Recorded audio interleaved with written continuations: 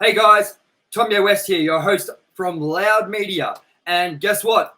It's competition time. Are you a drummer? Do you want to be a drummer? Or do you just like shiny things that are cool and loud? If so, then this competition's for you. All you have to do is do one simple thing. Head over to our YouTube if you're already here. Good. Hit the subscribe button. We want to get up to 100 people.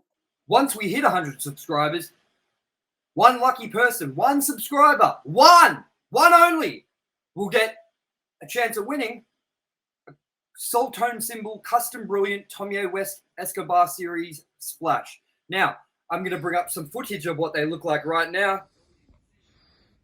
Ooh, they're pretty, aren't they? They're pretty, aren't they, Alan? They sure are, Tom. They're shinier than my dad's bald head. If he was bald. He's not. Anyway, once we hit that 100 subscribers, we're going to be picking one very lucky person to win this cymbal. That's right. You could be a winner. So subscribe now. The world waited for what felt like forever. Then, we waited longer. But this February, we promise. This is gonna be the gnarliest shit ever. The wait is over.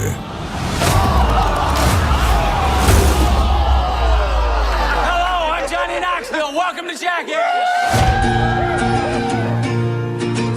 If you're gonna be dumb, you gotta be tough.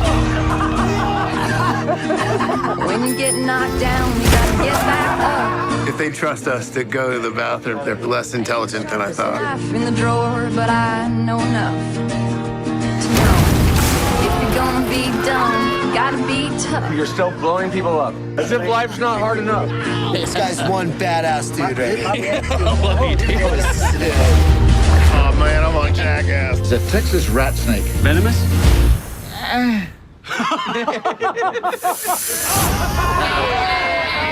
Francis hits harder than any heavyweight in MMA. I told Aaron it was a lightweight. That's not a lightweight. What are you guys talking about? My ass! We're in this together, Pops. What's the worst that can happen? You said it wasn't gonna feel like anything. I just need you to sit with my grandpa. Just make sure he doesn't smoke.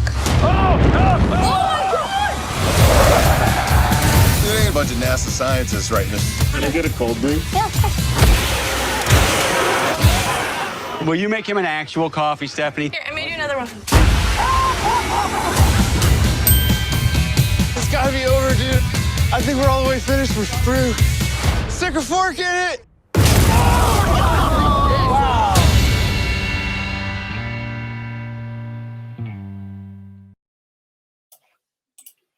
Hello everyone and welcome back to Loud's special event series, Ranked and Reviewed, where we are currently ranking every Jackass film in the franchise from 1, 2, 3 to 4. And I am your host, Tomye West. As always, with me is my co-host, Alanis Maximus. And we are here at the finish line of our Jackass Ranked and Reviewed series with our review on Jackass Forever. Now, this has been released today in Australia. We went to an 11:15 a.m. session. We saw it on VMAX, which was a complete fucking waste of time because they had the projector set up wrong, but what are you going to do? And yeah, it's basically, we're trying to do this as early as possible, and we've seen the movie, and we're back, and we're here to give you our thoughts. So, first of all, let's steer the car off the road a bit, take a break. How are you, Alan? I am good. And I was thinking to myself, it was an interesting start to walking into the cinema when we were there. When you saw him come up to me first and go, "You're a good employee." That was just a almost, am I getting pranked situation here in itself. This dude just walks up to me and then he starts going on about all his body parts and just this weird spiel, like almost like a stand-up comedy. I didn't hear who he compared you to, but was it Richard Gere or some shit? Yeah. Yeah, he looked at you, and I worked it out. It's because you had Employee of the Month on your T-shirt, obviously. Yeah, But but the rest of it, I didn't see that first of all. So I heard him say, "You're a good employee," and I was like, "Does he think he works at the fucking cinema?" He's gone off this whole stand-up. I'll admit, it was kind of well put together. Like, I'm sure he ripped it off or rehearsed it somewhere. I don't know why. And then he just toddles off into the distance. It's like, farewell, stranger. Farewell. You know what's funny? You know what's funny? If he was just sitting there and he was like writing this joke in his head, watching you for a while, just like he was coming up with it on the spot, and he's like, "Yep, I think it's ready." You know, like, he's actually following me around the center, and he's like, gets ahead of me just before I get to the cinema. Yeah, it was interesting. I made well, sure. It is so you never know. Exactly. I made sure that I went and saw this movie no matter what, and I got car problems at the moment, and that meant that I had to fucking get a lift, and then I had to cab it, and that cab fare was $50. So for me to do this review right now is fucking, it's cost me shit. Yeah. So yeah. I hope everyone's appreciative, but no, I'm only joking. We love doing this anyway, and we do it if it costs us more too. So anyway, that was an interesting start, but so you rate that you probably ranked that at number one, that experience, but what about the rest of the movie? It was good. I think it's been a hard decision. Without revealing it just yet, though, I reckon I've made my choice. But it was a sensational installment. It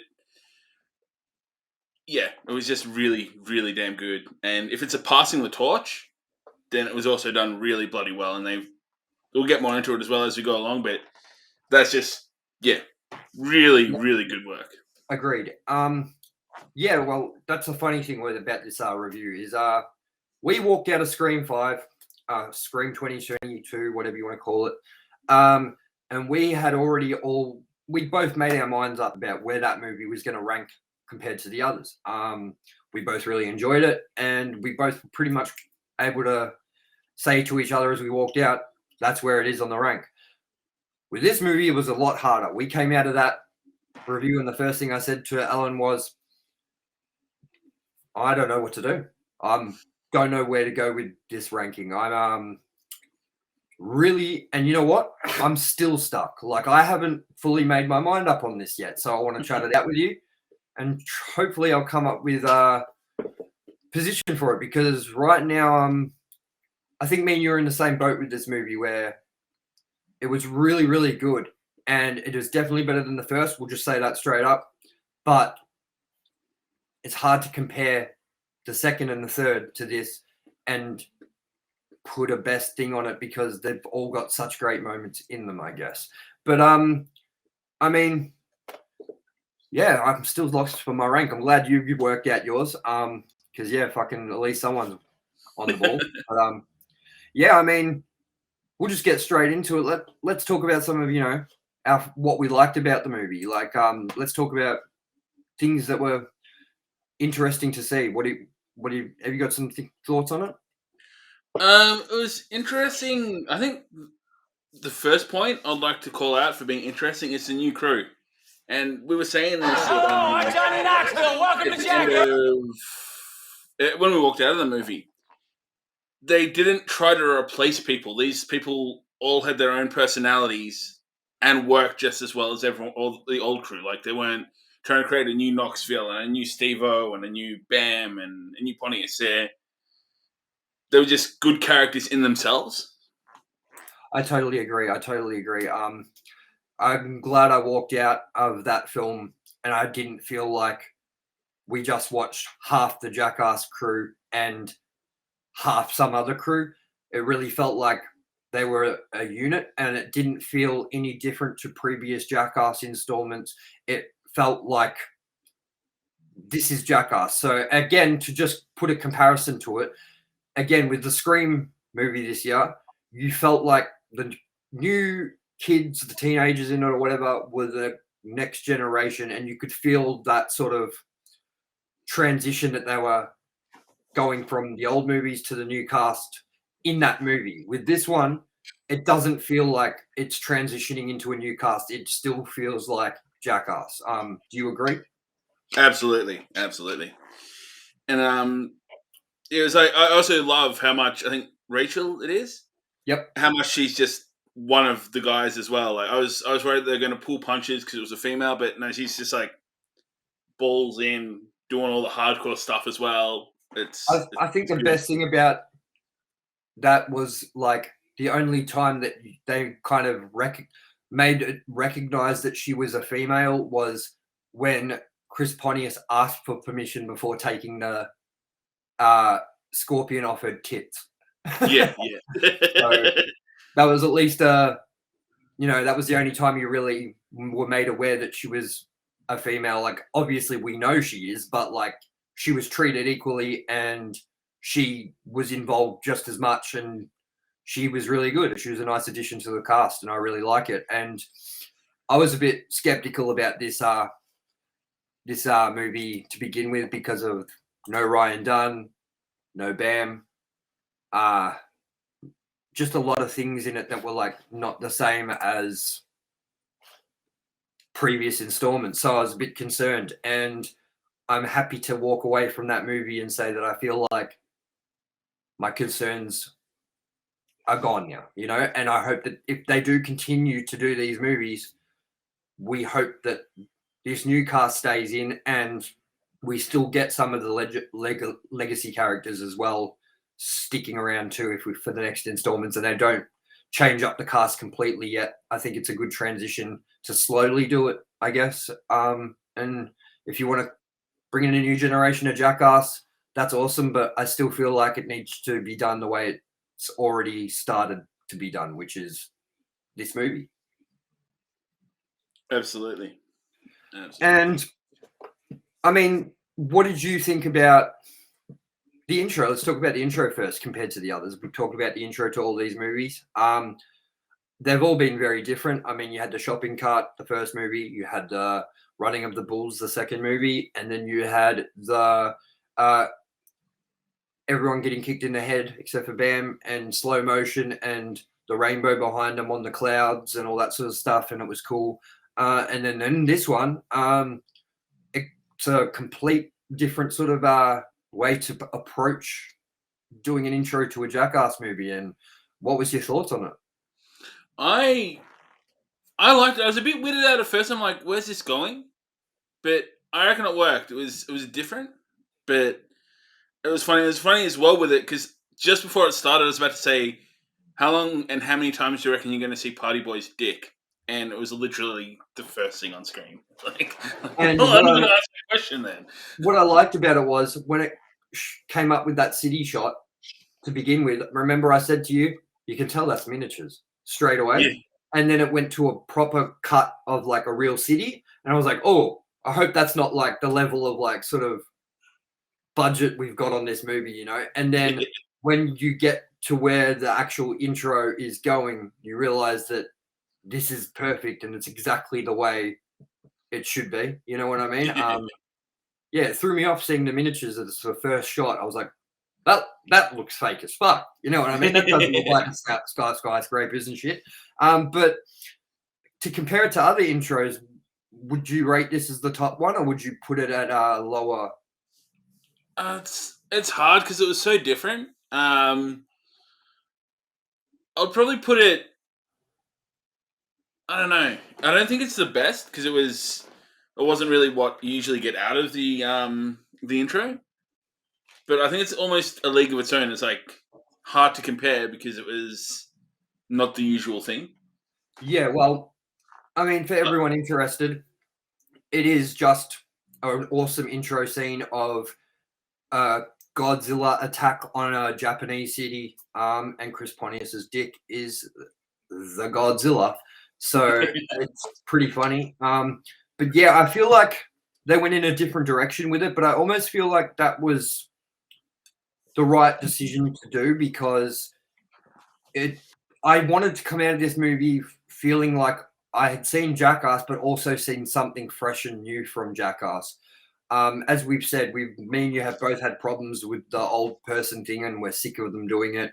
And we'll talk about that later on once we get over the intro part. But like nothing felt stale and old. And I think that if they had just done the old style sort of intro to it, that would have been the case with this movie. It would have felt like a carbon copy of itself 10 years later kind of thing, you know?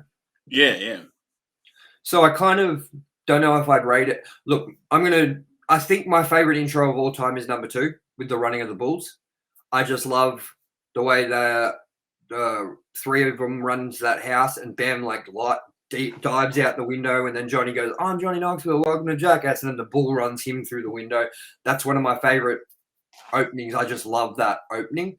But I would probably put this at least at equal, if not second to that. I'd say it's probably one of the best out of them. I don't think the shopping cart was particularly great. Jackass 3D is a really good intro, and I love it.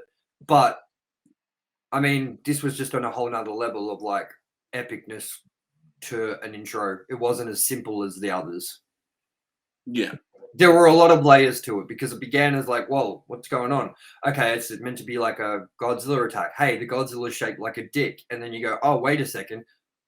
Because it zooms out and it's Chris Pontius underneath the table with his cock through the table. And you're like, wait, it's Chris Pontius's dick.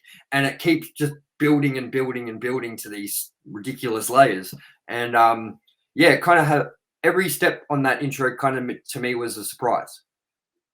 The only thing I felt that the intro lacked was making everyone's intros when their name comes up more hectic. Like I did, every time their names come up on 3D, it's Ryan Dunn getting kicked in the head or fucking Steve-O jumping into the fan, or I felt like Johnny Knoxville was just kind of saying something while his name came up, and Steve-O was kind of just doing something else while his name come up. And then I think Aaron McGehee may have been the only one that actually got like a physical push from somebody into a thing of fruit. So that's the only criticism I'd have of the intro. But apart from that, I really did like the direction that they took it and the style that they went for with that. And speaking of things that we are glad that didn't get stale is the fact of the old person thing. Now, with this movie, it's done. They have it in there.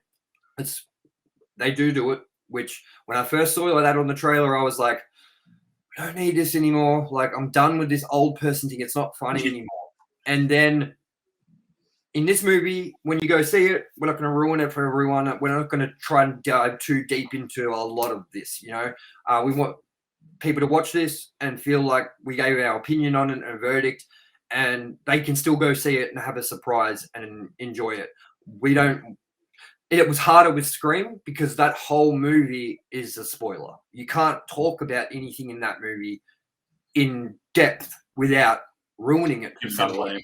And if you try not to ruin it for somebody, you will do it by mistake because there's so much to that movie that you can screw up just by saying the gender of a person, so her or him, and it's ruined. You know what I mean? So we're not going to dive deep into Jackass. We want you guys to go see it and check it out and not know every step the movie takes, but we are going to give you our opinions on certain standout things and also things that we thought we were worried about but turned out to be not a worry at all. So as we said, the old person thing was tackled a lot differently. It wasn't a montage of like Johnny Knoxville walking around with his nuts hanging out for 2.5 minutes.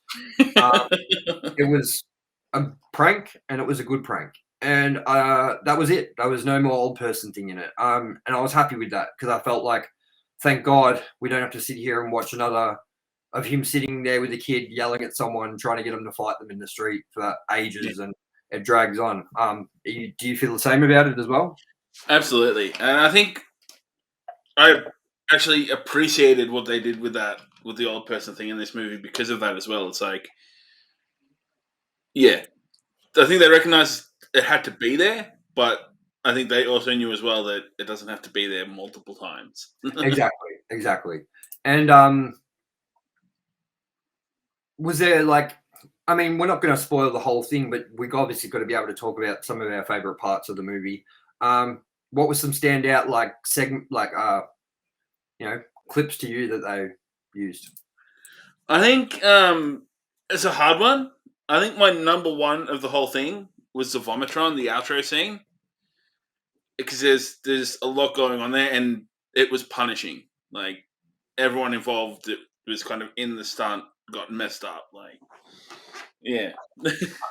I'm not going to give away too much about one of my favorite parts in the movie because I feel like I can kind of talk about this stunt without actually going into the amount of layers there is into it. But the Silence of the Lambs stunt in this movie was very layered and very smart because it began something, it felt like it was going to be just this simple thing. And the more you watched, the more it was funny because it just got worse and worse and worse. And like, even when they thought they were safe at one point, they're walking into another room and I was dying of laughter when they walked into that second room. I thought it was such a good thing to do.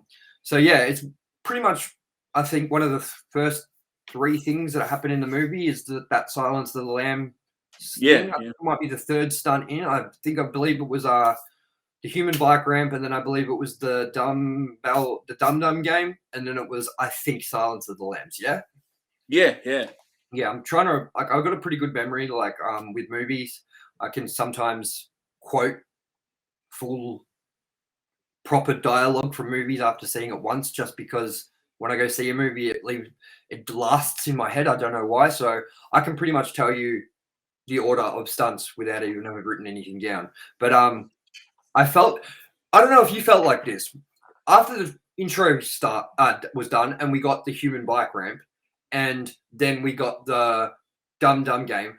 I was feeling like, is this all it's going to be, this whole movie? I was kind of like, the human bike ramp I didn't think was worthy of the movie to begin with. No. And I think the Dum Dum game was good, but I thought, don't tell me it's going to be sort of like this stuff all the time through this movie. You know what I mean? And I was really happy that the movie kind of started slow and sort of built its way up, and it turns into a full-fledged Jackass movie, if not probably one of the most insane Jackass movies in existence. Some of the stuff they did in this was hands down more dangerous, hands down more gross, and hands down more clever than most things done in the movies. Like, don't worry, you won't have to go there and deal with people drinking Preston Lacey's sweat, because that was something I watched in the movie and I was just like, please just end this, man. Like the fart mask and shit like that. I was like, it's funny, but it's also, I don't want to watch, that's fucked up. You know what I mean? And like, while there was that sort of shit in this movie, it wasn't uncomfortable grossness. It was actually just funny shit. And even when it was kind of uncomfortable grossness, with Chris Pontius drinking a certain something, it was done in a way that was funny because that wasn't what he was meant to do at all. It was, he just chose to do that at that point, and that's what made it funny, is that it wasn't a hit. You know what I mean? Did you feel the same way about how this movie sort of managed the gross out parts and the funniness as well? Absolutely, and there was no just like shitting on things. I think it's I can't remember. I think David. He's like, there'll be the mini thing and he'll shit on it. It's like, man, that's not funny, man. Yeah, it's kind of gross. A shit on something. Yeah, well, when he like does the Pucano. Yeah, or exactly. How he shits in the toilet at the hardware store. I was kind of happy to see that Dave England didn't do a shit joke, but the thing is, it looked like he was about to, and they put a spin on it, and I was so happy they did that because I was like, not this again. It's the same thing, but, you know, it's different. Like, he's not, you know, you expect him, he's sitting on a toilet, obviously, somewhere he shouldn't be shitting, and he goes to shit, and they change it so that that's not what happens. And I was really appreciative of those sort of decisions that they made. I thought they were smart choices to make, and I thought, let's not let Dave England go out just being known as the shit guy. You know what I mean? Yeah. Now he can go out being known as the pig jizz guy and be happy about it.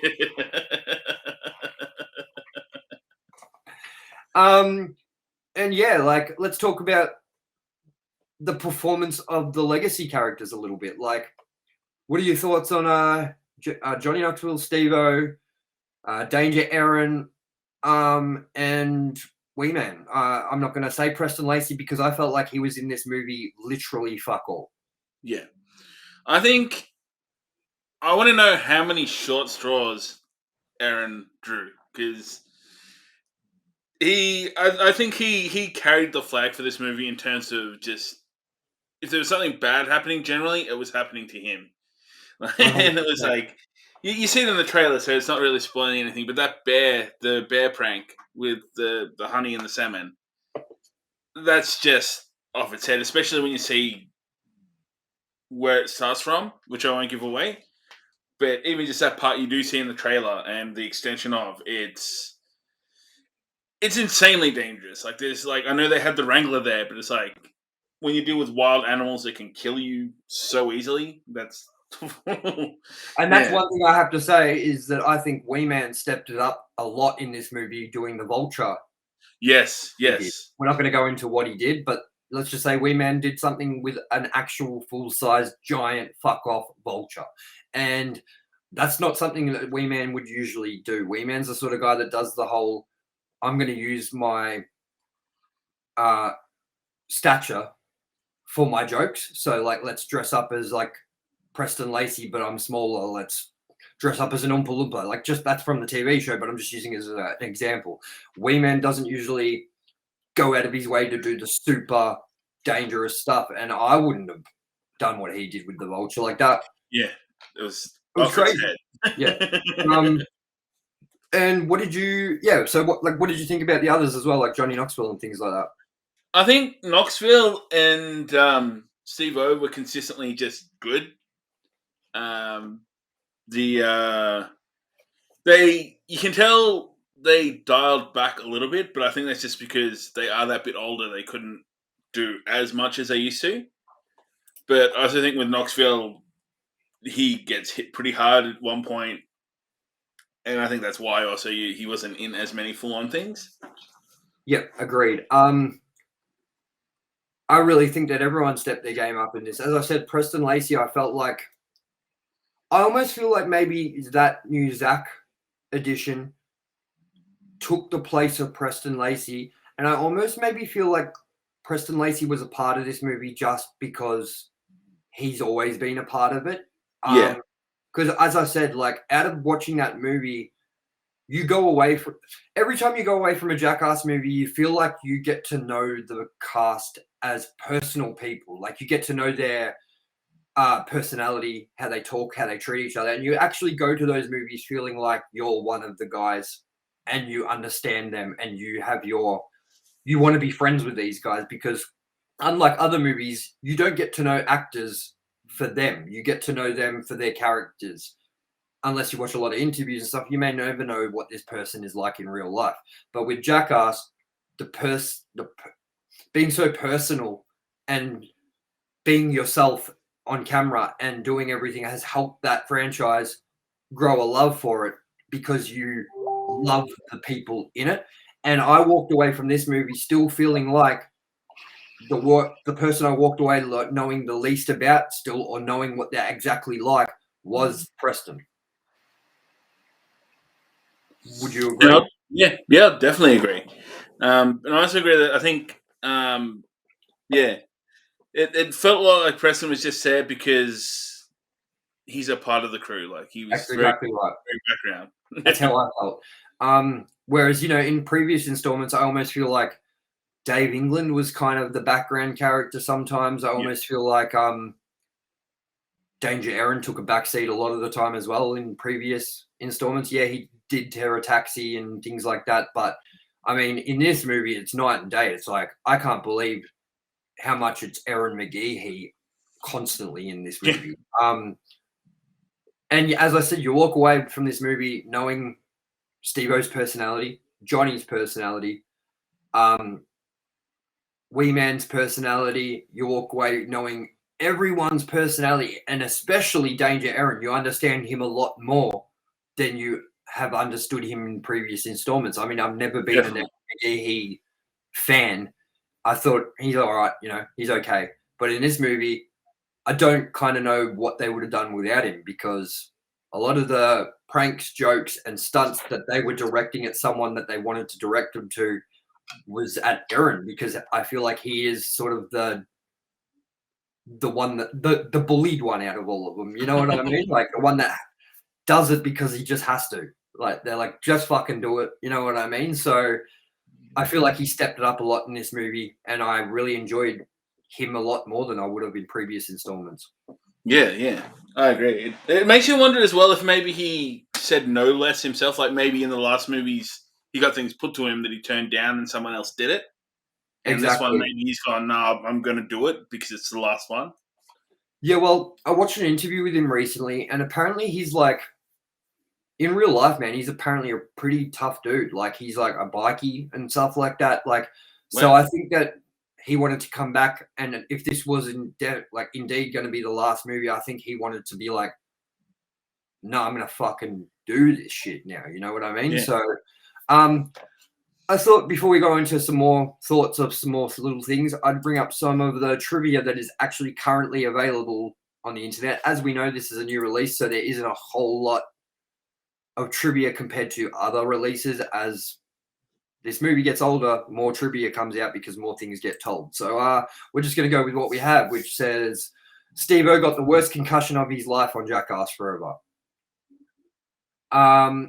When Jackass first, I'm not going to read that one. Wee Man said out of all the 4 Jackass movies, this one hurt the most, which we just spoke about. He definitely stepped it up.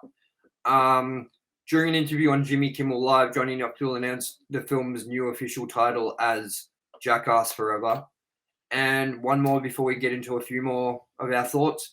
Not counting the spin-off films, this will be the first Jackass film without Ryan Dunn, as he died in a car crash in 2011. And that's one thing I wanted to quickly bring up while we are talking about that thing. I did like the tribute at the end to Ryan Dunn. Absolutely.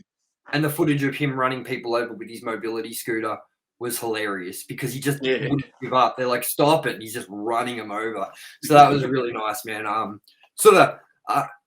It's a good thing to walk away from a Jackass movie with a warm feeling in your chest and sort of thing, and feel like you've watched a fun movie. Like there's one thing about Jackass, and that's that it's never been mean-spirited. As much as it's dangerous, as much as it's pulling pranks on people and doing nasty things to each other, they're all in on the joke, even if they're not in on it, because they know what they're a part of, and they know that at any fucking moment shit's going to happen, and that's just the way it is on Jackass. So it feels like you're watching old friends do what they did best, and no one's hurt feelings-wise. No one walks away bitter or sour about anything. Everyone's having a good time, and you walk out feeling good. And I thought that tribute to Ryan Dunn was sort of a nice cap on the end to make you walk out and really feel good about it, you know? Do you feel the same about it? Absolutely. It gave the old kind of, as you put it, warmed the cockles of the heart and gave you that good feeling towards the end. And yeah. Definitely. And another thing we've got to talk about quickly is the cameos and the things that we noticed. So, first of all, I want to say Bam Margera is in this movie. When it happened, I was like, wait a minute, is that him? Because due to all the circumstances surrounding their situation, they wanted to use that stunt. It was obviously shot while Bam was still a part of the cast, but they've managed to edit it so that, yes, he was in the wide shots, but in the close-up shots, you didn't hear him, you didn't see him, nothing. But he is in the movie for a brief 30 seconds, maybe at most. But I didn't notice it even until he had actually gotten hurt that it was Bam. Like in the marching band order thing, because it's in the marching band part, I didn't even notice that it was Bam in the lineup until he flew off the thing. You know what I mean? So then I was like, wait, that's fucking Bam. So he's in this movie. What did you think about that, seeing that? I liked it. And it was interesting as well how carefully edited it was as well to not draw attention to that. Like, you really had to be watching. I didn't pick it, and I don't think I would have on first watch unless you said something. Like, Yeah, well, that's the sort of thing I wanted to pay attention to with Bam was when I saw that it was him, I was like, all right, now because of what's going on with them, as soon as this is how my brain works, I don't know, man, it's weird. I was like, okay, so with what's going on with them, let's see how they edit this to keep him in it because they have to, but keep him out of it at the same time. And I was paying very close attention to on the wide, you see him get hurt, and in the close-ups, even when it's pointed in the direction of him, there's someone standing in front of the camera. There's someone in the foreground, and he's not even seen. You can't see him, or it's shot from an angle that doesn't include him. So it was very interesting to see that every wide shot you could see it was him, but every close-up there was no sign of him, and you couldn't hear his voice either. So, I took very special notice of that just because when it happened, I was like, okay, I want to see what they've done here to get around that factor because it was a great stunt, and I see why they used it and why they couldn't just throw it away because it had Bam in it. They had to use that because, I mean, they got fucked up, bro. Yeah. And like, I can also see why they didn't want to redo it as well. I think that might be why. I think that might be the point in the movie where Steve-O has that concussion. Yeah, I would not be surprised because he was getting put into the ambulance. So remember, he said he wimp out. I don't remember a single thing. Remember that was what he said. And then he pulls the tooth out and shit. So yeah, I think that was the part where he did get his biggest concussion. I mean, Johnny Knoxville was fucked up from it too. So I see why, because I was thinking if they kept a stunt in with featuring Bam, surely they could have just thrown it to the cutting room floor or had Bam done it again without him, but I see why they wanted to keep that in and why they had to make that cut, And what did you think about the appearance I was very surprised to see Rob Dyrdek in the movie, actually. I'm a big Rob Dyrdek fan. I love Fantasy Factory. I love Robin Big. I used to skateboard a lot too. And, I love Rob Dyrdek as a person just from watching those shows. I'm not a big ridiculousness fan. Don't throw messages at me. I just don't like funniest home videos shit. That's all.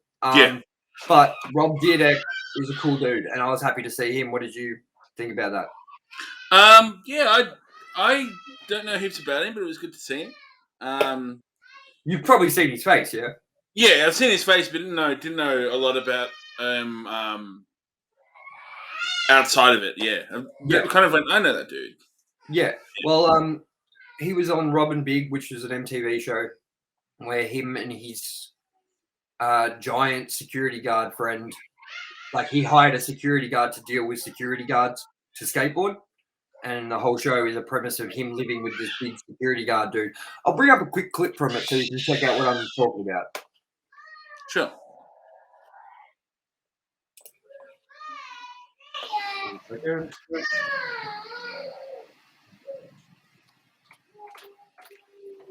And he also did 7 seasons of Fantasy Factory, I guess, or 8 seasons, and that's a great show too.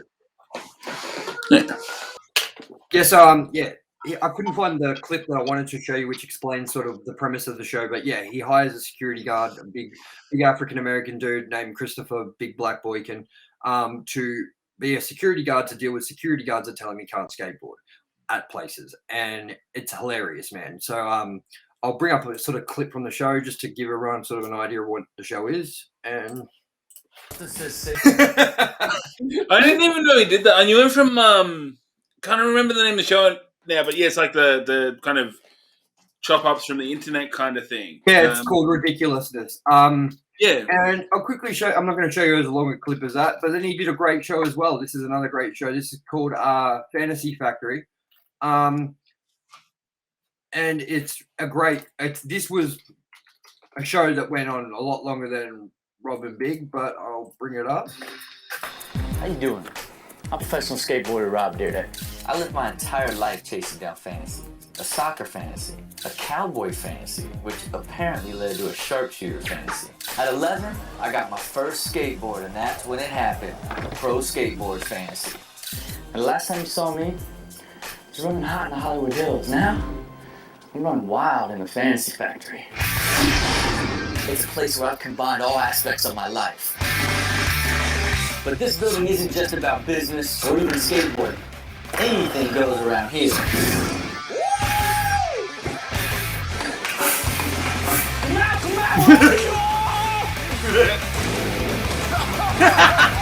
I also gave my cousin Drama an incredible office and a closet underneath the stairs. Now that I've got everything under one roof, I'm free to run wild.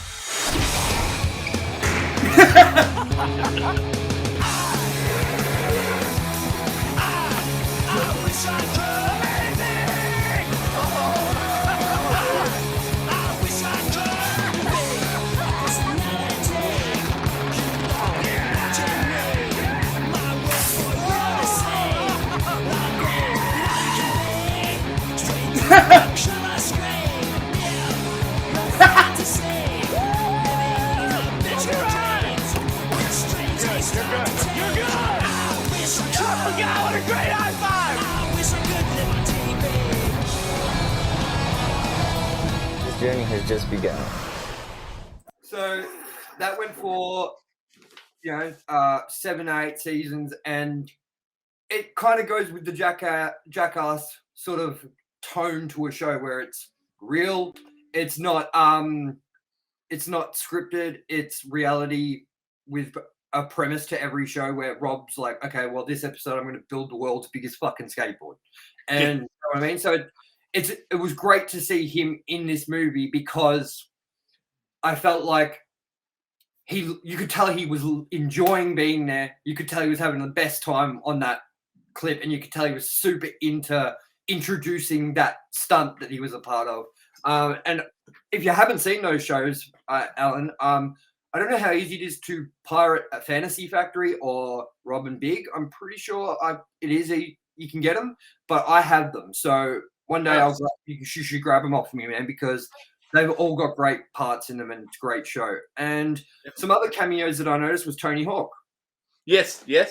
Which I didn't notice it was him until they showed it again and him talking afterwards in the end credits. Did you notice it was him straight away? I thought it I didn't notice until the end either. When they kind of focused on him, but it wasn't. It wasn't him. It was him, and I was like, I thought that was Tony Hawk. You know what I mean? So there's obviously Machine Gun Kelly as well, which it was just enjoyable seeing him get slapped off by the hand. I like that.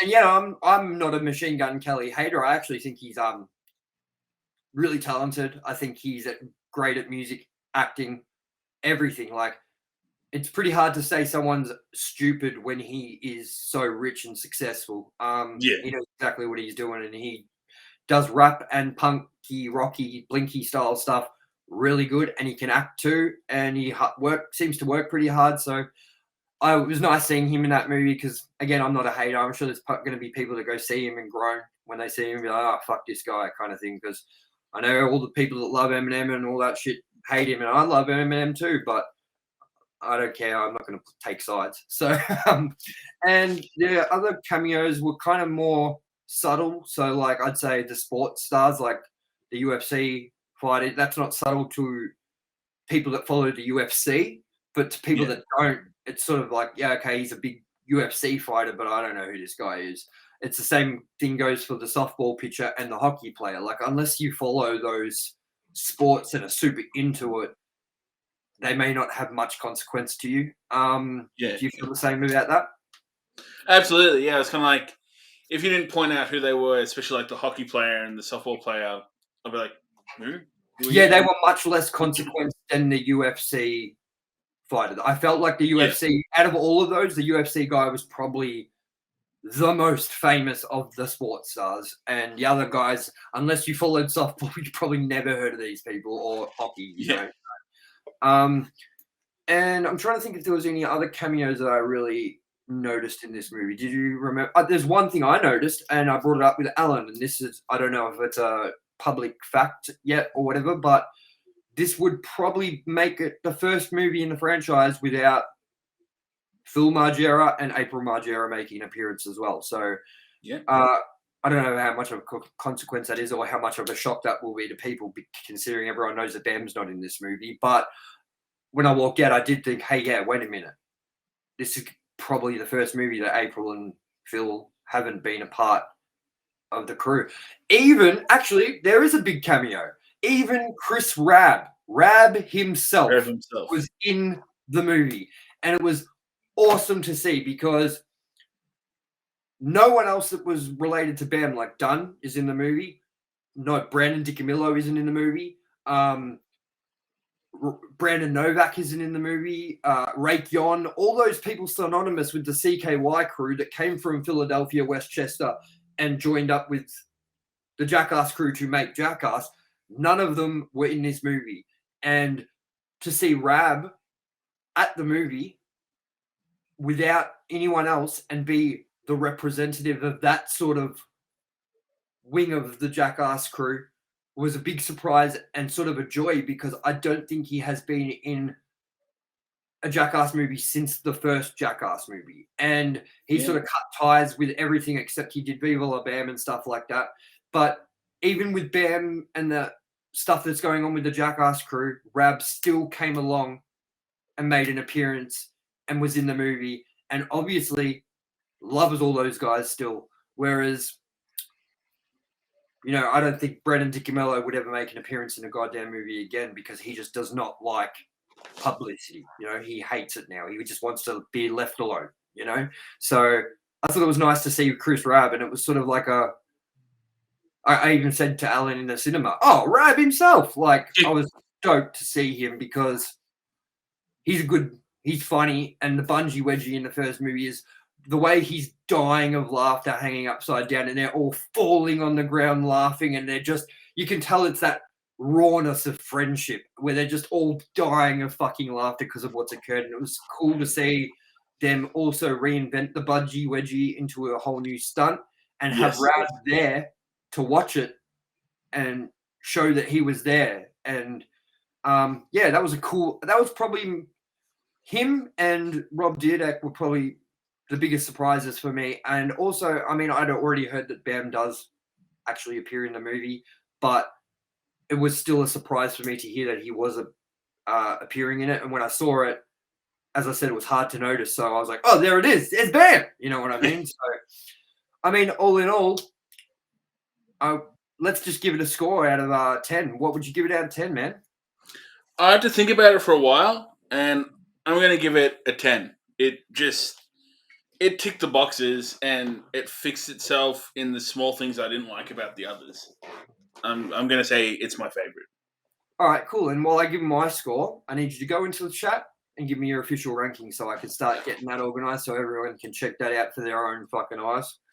And you know what? You know what the fuck thing is I can't still come up with where I want to put this movie. So while you're writing that and I'm talking to the guys about my score, I'm going to be trying to figure out that too. So my score for this movie is a 10. There was not a moment in it where I was bored. There was not a moment in it where I would thought, this isn't as good as the other movies. There wasn't a moment in it that I thought, this is missing people from it. It just felt like Jackass is back and Jackass never left. And it's also back and feels fresh. So I'm going to give it a 10 too, man, because as I said, I walked out very happy and there was not a moment where I felt like it outstayed its welcome. So yeah, it's like I found in the last ones, each and every one, even if it was for a small point, there'd be a brief moment where it would kind of be like, are we getting near the end? How long's this been going? Didn't happen in this movie. Not once did I was gripped the whole time. Like there wasn't that concept of, I wonder how much longer this has got to go. It was what's next each and every time kind of thing. Yeah, totally. I was actually shocked when the ending came when it did. I'm like, already? I actually was too. I didn't think, to be honest, I actually thought that when the last stunt was happening, I was like, this almost feels like this is going to wrap up. But also when it did wrap up, I was like, that was quick. You know what I mean? Yeah. So I totally get what you mean about that. Being like, it felt like it was a very quick movie, but it also didn't feel too short, in my opinion. It almost felt like it was the perfect length. Definitely. Yeah. Which is what it needed to be, man. Because if it went too long, I think you'd go, okay, that's enough. But I think that they nailed where exactly, like, how long that time should run. So, like, for anyone that wants to know, it runs for roughly, I'm going back to look at this. I should have the running time here. Okay, so it runs for 1 hour and 36 minutes. Also, one thing I wanted to quickly talk to you about was what you thought Jeff Tremaine did, how well he did directing this movie. And I mean, he is sort of a character in the movies as well, and you kind of know Jeff Tremaine if you know Jackass at all. You know what I mean? So, what did you think? How did you think he went? I think it was good, and also I really enjoyed the parts where, for example, when Knoxville was chasing him around with the taser, it's like including him, and it's like it had that whole kind of finality and camaraderie, and it's like, no, you're involved in this as well. Like, you're not just behind the scenes anymore. I think it's kind of in a couple of times brought to the forefront and wasn't expecting it, and it's kind of Exactly. Yeah. I mean, he's always been the sort of director that, I mean, he's not really not known for much more than doing Jackass, but you got to remember he was also the director on Wild Boys. He was also the director on The Show. He was also the director on Fantasy Factory, Robin Big. Like, he did, like, Dick House Productions produced Robin Big, Fantasy Factory, all those shows as well. So he also did the Motley Crue movie, The Dirt, for Netflix. So that was sort of, I think, what I know to be his first feature that's not Jackass related. So I think that he definitely stepped it up. I definitely think that without him directing it, it would have probably not had the same feel. I mean, I even noticed that the director of photography, all of them were all the same people. Lance was in it. He's the one that throws up in one of the older movies. When David England shits his pants in the car, he throws up. Yeah. Yeah. Rick Kosick was in it. Rick Kosick was in the Beehive limo, getting stung by the bees, jumping out with the camera.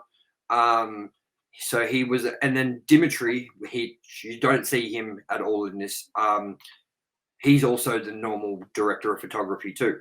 So yeah, it was good because I felt like they got all the elements back that they needed to make it feel and be Jackass. You know what I mean?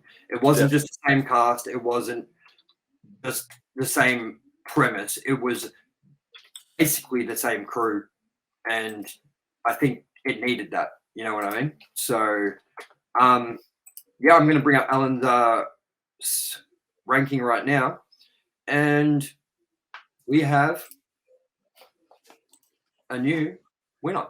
That is Jackass 4, Jackass 2, Jackass 3D, Jackass the movie. So Alan places his ranking of this movie at number 1. So if you want to know if it's worthwhile going to see, that's his ranking. Now, as I said, I've been sitting here while I'm talking, trying to buy time because I have no answer for you guys. But I'm going to type this out. Maybe while I type this out, give the crew give a little spiel and sell the people on this movie on why they need to go see it. I think it's a good time. I don't want to spoil too much, but and I won't say what happens in this scene, but another pick was the mimes. That was quite good. When you see that coming up, you know you're in for a good time. And yeah, they still had you see it in the trailer as well, Knoxville with the wings, the cannon. Also, wasn't a complex scene by any stretch, but quite enjoyable because I like the whole cartoony aspect of it. Kind of reminded me of the second one. Yep. Yeah, another thing outside of Jackass that I didn't even know was a thing, and neither did Tom, that I'll talk about while we're having this feel here. The Foo Fighters have a horror movie coming out. Oh, about them in a fucking haunted house. But is it a horror movie or is it a dark comedy horror movie with a twist? Sort of supernatural feel, because it obviously had elements of comedy in it. But yeah, when that trailer came up, bro, I audibly, I think 4 or 5 times said, "What the fuck?" Yeah. Because it was a trailer that started off with Dave Grohl, and then I was like, "Wait, that's the drummer from the Foo Fighters. Oh, wait, that's a guitarist from the Foo Fighters." And before you know it, it was a Foo Fighter. It was the Foo Fighters starring in a movie about the Foo Fighters writing an album written by Dave Grohl from the Foo Fighters. So I don't know how many times you want to fucking say Foo Fighters and that, but man, yeah, that blew my fucking mind. I was like, what is going on right now? Like, I don't know if it was an ad for their album, like just a well done made ad for an album coming out, or if it was like a sort of a trailer to a documentary about the Foo Fighters, or if it was a movie starring Dave Grohl and Cameo from his band. But no, I believe it's called 666 Studio. Studio 666. That's it. And it looks like it was written by Dave Grohl as well. So I'm sure we'll maybe look into that a little bit more and talk about it on our podcast. But yeah, that was the trailer that played before our goddamn movie. And it couldn't have thrown my mind through more fuckery than it already did. But I guess it did. And I'm going to bring up my ranking now. And for once, we're equal. There we go. So we both have the exact same ranking as each other, which we didn't think that was going to happen. Because I ended up changing my ranking a little bit through it, yeah? Which is, I think. No, I didn't. No, I did. I had 3 above 2 on the last one, but I kind of revisited it a bit and kind of put 2 above 3, I think. I just think 2 has like some of the most brutal moments in Jackass history. Like, I mean, Bam's ass getting branded and things like, I mean, they were just, and the Valentine, I mean, they were just standout moments in that movie. So yeah, for me, when I walked out of this movie, the real question I had was with the ranking, did I like it more than the favorite one in the series? Or did I like it just a little bit less or the same? It was never going to be a competition between Jackass 4 3D and Jackass the movie, because they just aren't as good as Jackass 2 and 4. But it was a tough choice to pick through the 2 because I rate both of them highly. But as I said, number 4 has no moments of like drinking Preston's sweat or the fart mask and all that, which Jackass number 2 actually has those moments in it. So it also has a long old people scene. So I took all these things into account and realized that there was no parts in this movie that I was like, oh, it's not funny. Oh, this needs to end. As I said, it might have started off a bit slow with the first 2 stunts, but it made its way into being a full-fledged Jackass movie, and nothing outstayed its welcome. If anything, there were stunts that you wanted to go on longer. Yeah, definitely. So yeah, we highly recommend you go see it, especially if you're a Jackass fan. If you're not a Jackass fan, maybe give it a pass because maybe it's not for you. But if you don't know if you're not a Jackass fan because you don't know Jackass, we still highly recommend you go see this movie because there's some stuff in this that you seriously have to see to believe. I just want to say that I've never seen a flatter dick in my entire life. Yeah. I've never seen that. And I don't think you'll see it anywhere else either. I don't think you will. If you guys want to see a flat dick on a person, not drawn, this isn't of course it's flat on a drawing because it's 2D. You want to see a person with a flat dick that looks like it was drawn onto paper? Basically, if you're into that, this is for you. Yeah, if you like flat dicks, this movie's for you, man. So yeah, we highly recommend it, and we really fucking enjoyed this movie. That basically wraps up our Jackass ranked and reviewed series. I mean, we've got really nothing else to say. Yeah. It was a really fucking good time. And good news to all of you out there. We've decided to keep ranked and reviewed going. Now, a few little things about this. One, it's not always going to be around movies with new releases coming soon. I'm going to have to talk to Alan about what we're going to do next, because I just had an idea, Alan, that the movie we were talking about doing is having a new release within the next year. So I don't know if we should review it now or do that, or if we should wait. But I also kind of think maybe we could do it and then wrap that up when it does get released. I guess, what would you prefer? I say maybe we just do it and then we'll put a to be continued at the last one. So look, we'll just announce it straight away. The next review we're doing will be we're going to do the Batman movie in March, but we want to do something in between now and then, and we have just enough time to do my favorite series ever, the Indiana Jones franchise, which does have a new franchise coming out, a new entry into the franchise coming out. It was supposed to be this year, but COVID delayed things and blah, blah, blah, and they had to get a new director and stuff. So we're going to get a new entry probably 2023, maybe I don't know, somewhere. But we're going to do all the Indiana Jones movies from 1 to 4. I know some people are groaning and going, not Kingdom of the Crystal Skull, but yes, Kingdom of the Crystal Skull as well included.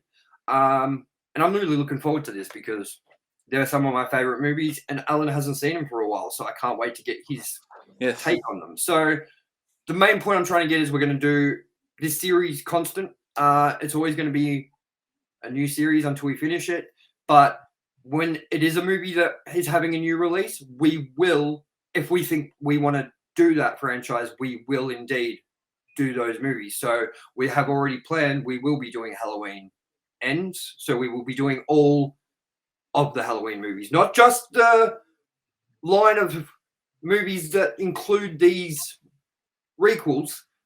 We're going to do every Halloween movie, and I think there are 12. I did a rough count, so that's 12 weeks we're going to do Halloween. It's going to be a bit of a...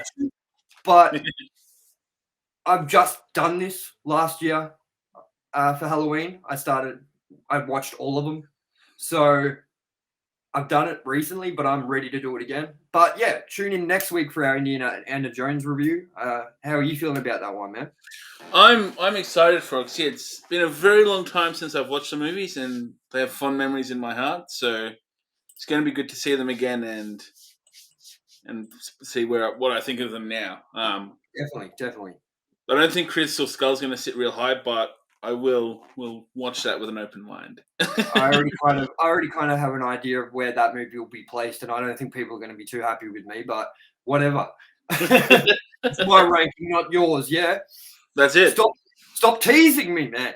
So, anyways, thank you for joining us. If you haven't subscribed already, please subscribe. We've got a competition going on at the moment. Once we reach 100 people, we're going to pick 100 subscribers. We're going to pick one subscriber out of you 100 to receive one of my cymbals. I'm sure you've seen the ad, which not the ad, but the trailer. No, it's not even a trailer. It's a fucking thing. It's a thing. Yeah, a thing. You have seen the thing. I'm sure you've seen the thing before this thing, because it plays before this thing. And the other thing. Yeah, exactly. And if you haven't head over to our Facebook page yet, please make sure you go over and head over there. Give us a like, a follow. Make sure you keep your eyes out for our updates, because that's kind of where we announce what's coming, when it's coming, and when things go up and when things will be premiering. And if you only subscribe to our YouTube, you'll only get the notifications when they're up on YouTube. So please go and subscribe. Go and like us. Go and subscribe to our channel. Support us. We really thank everyone who has supported us already. The level of support we've been getting lately is a lot, and it's building and it's getting better and better, and we want to keep building and getting better. So again, thank you for joining us. I'm your host, Tomye West, and as always, this is my co-host, Alanis Maximus, and we will see you next time for Indiana Jones, Raiders of the Lost Ark. I'm Tomye Knoxville. See you later.